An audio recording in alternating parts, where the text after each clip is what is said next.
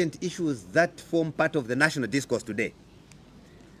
I want to quickly talk about mining on the Copperbelt.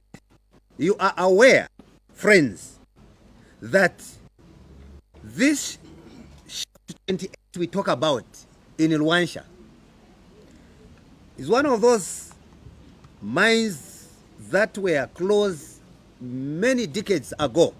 There was no hope for Luanshya, and many of us that do understand Luanshya very well, we know that this is a copper belt town which is dependent on mining activities.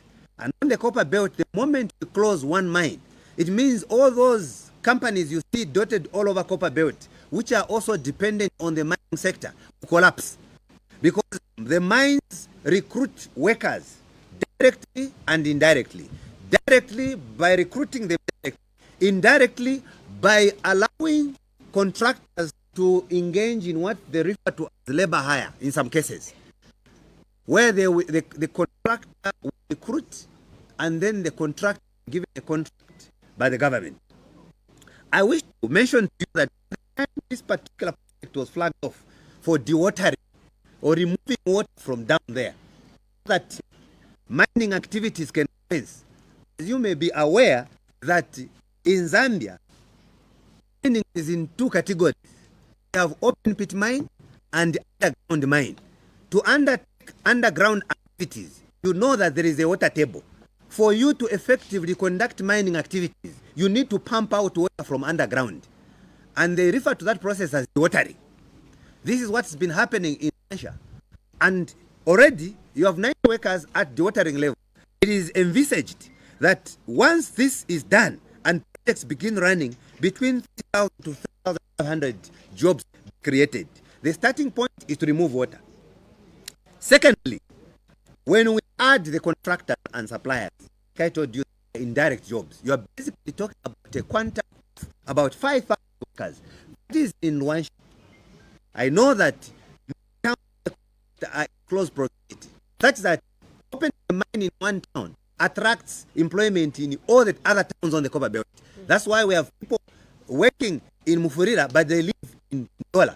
You have people working in Kitwe, but they live in Chingola. They may also be living in Chirabombwe, and every day they can be driving for work. That's how Copperbelt is organized. I should further move to another area which is key for many of our brothers on the Copperbelt, Mopani. We are aware that Mopani mine sits in Mufurira and Kitwe. Very important for many of you that do not understand the architecture of mining activities there. So, when this mine collapsed in the previous government, it dropped to between 60,000 to 65,000 tons in a year. When this mine is at full capacity, because now it has been reopened, it is expected that we are going to have between 230 to 240,000 metric tons. Now, how did we arrive to where we are? We managed to identify and find a capable investor, IRH. So far, we can proudly declare that suppliers, contractors who were owed money in the previous government have been paid. It should also be mentioned that having paid these particular suppliers and contractors, it simply means contractors that have workers have also started paying those workers indirectly as well. In addition, it is not only the suppliers and contractors that were owed money by Mopani. There were also other institutions like the local authorities.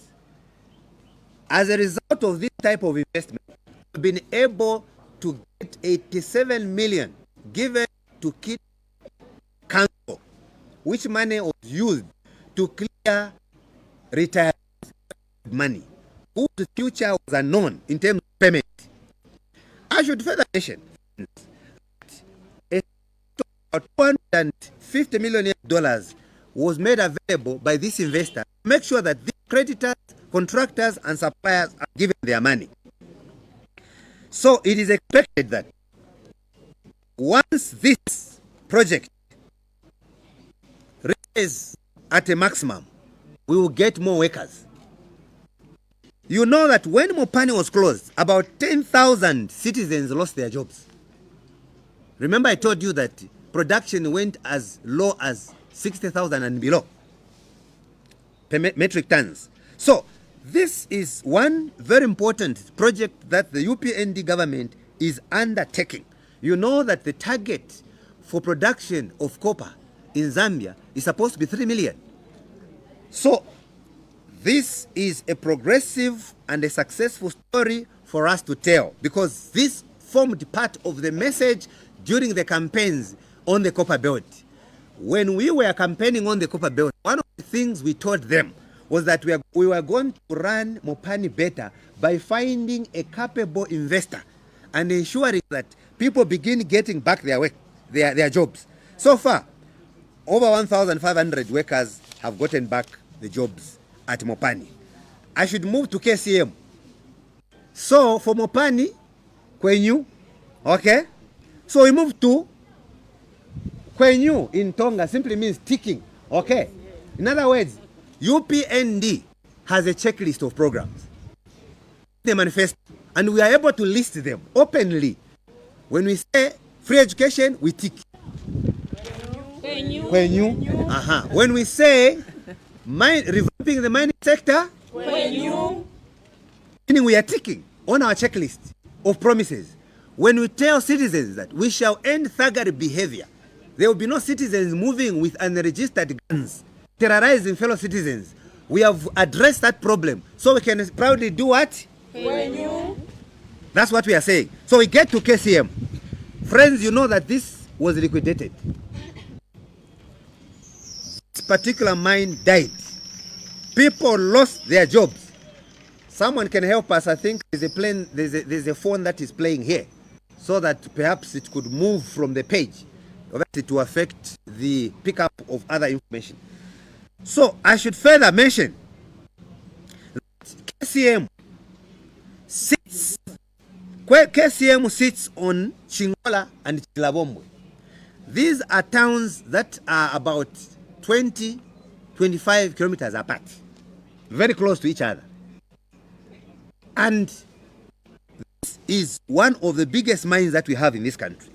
You are aware that again here, the UPND government, through its cooperating partners, have been able to engage effectively. And as we speak, about $20 million is being made available by KCM under corporate social responsibility. Before we get to taxes, friends, then KCM has also committed to do selected roads in these towns. You are aware, friends, at the same time, that having these selected roads done in these townships reminds us of how the mining sector was running under the UNIP government. Because at that time, most of the township roads were maintained by the mining sector.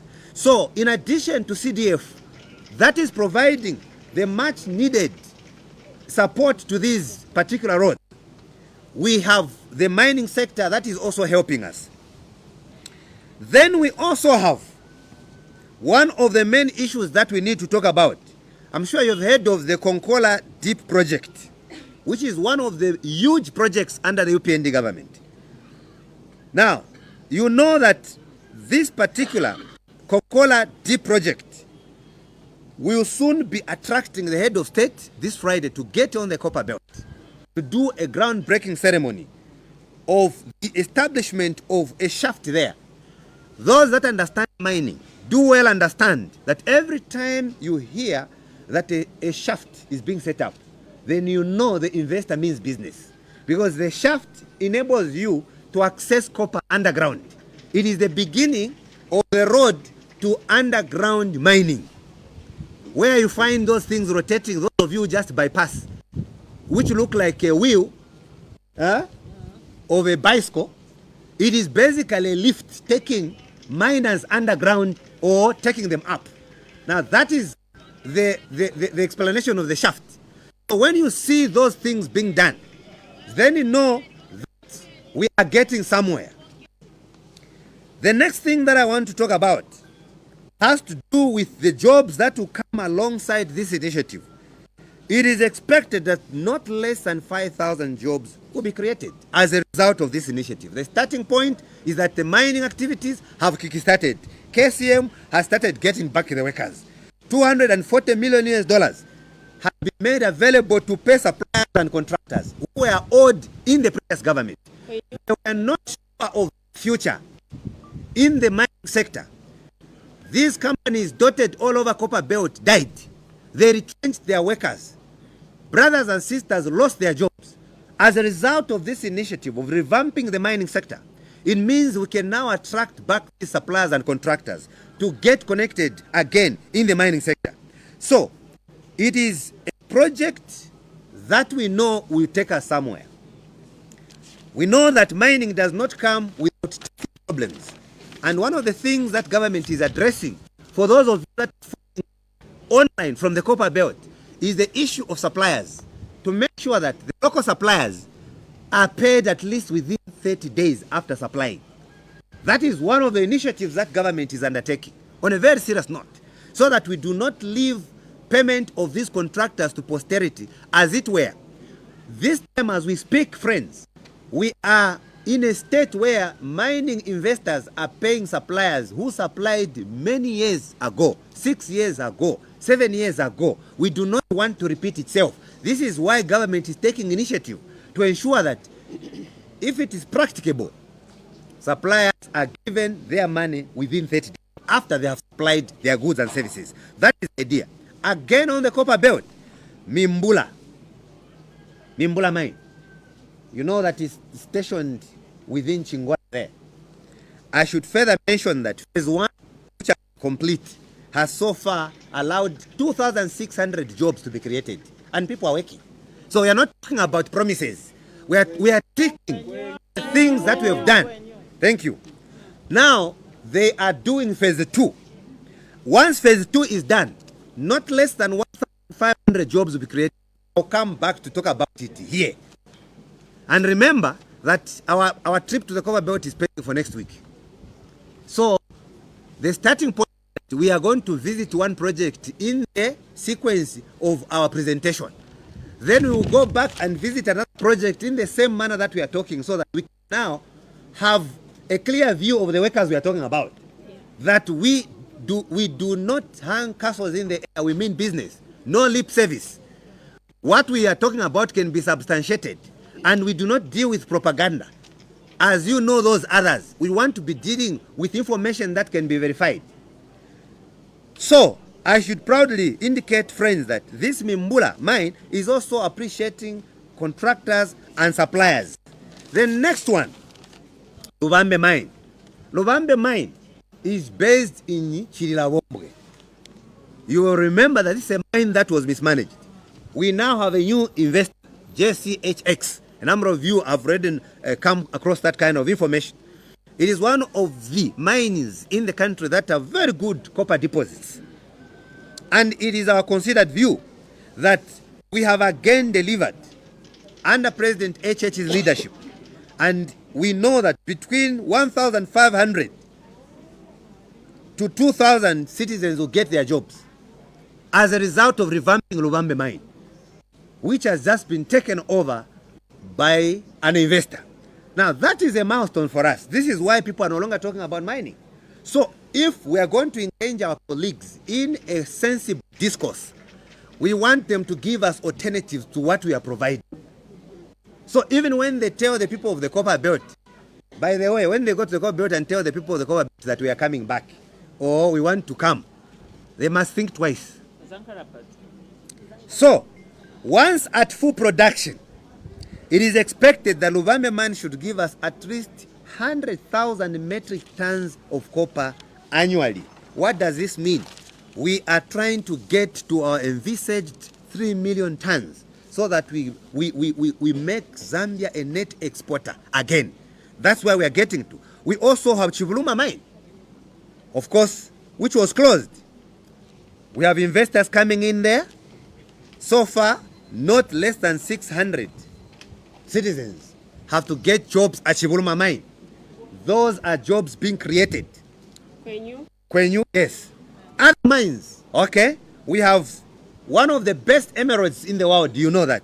We have a Kejam mine, which of course are having a few challenges, but they'll be resolved. Then we have Grizzly mine. Now, this particular Grizzly mine has employed about 3,000 people. These are mines all of us can undertake to visit and prove for ourselves on the jobs being created there. So we are talking about activities that we have done. Okay, you also have Kabula mine, for those of you that have never heard of this mine, in Lufanyama. So far, close to 1,000 people have been recruited in that particular mine. And it is envisaged to be producing about 5,000 metric tons of copper in a year. All these metric tons of copper we are talking about put together should be leading us to 3 million tons. What does that mean to the people of Zambia who are not coming from the Copperbelt? It means the taxes we are collecting from these mines are in millions. It also means we are going to increase, when government has enough money from the taxes, we shall increase on the women that are accessing social cash transfer. We shall increase the number of our old men that are accessing social cash transfer. In other words, the number of beneficiaries will go up. Number 3, it means we can now sustain free education. Number 4, it also means we can recruit every year youths who include male and female in thousands on an annual basis. Because then you have to ask yourself a question. How is government sustaining salaries of thousands of youths that we are recruiting on an annual basis? It is through such initiatives that the tax base is increasing. By having as many investors as possible coming to exploit the untapped mineral resources that we have. We also have in Mpongwe another mine to open in Mpongwe, for your record. We have also Mingomba project. It's a huge project, a cobalt project, which is expected once done close to 10,000. It's one of the biggest projects. That's the Mingomba project. So far, this particular project, right at its inception, has managed to take up 1,000 citizens. There are places along the way, because for us, those are our talking points. We have no time to politic. Our talking points are through actions. We will visit those areas the way we did for Lusaka and Dual Carriage Way. The way we are doing soon with Kariba, we are going there. So we visit the areas, we check what is being done there. That is the message we are taking to the people of Zambia. That is our manifesto to the people of Zambia. We don't want to give more promises when these are things that are being done.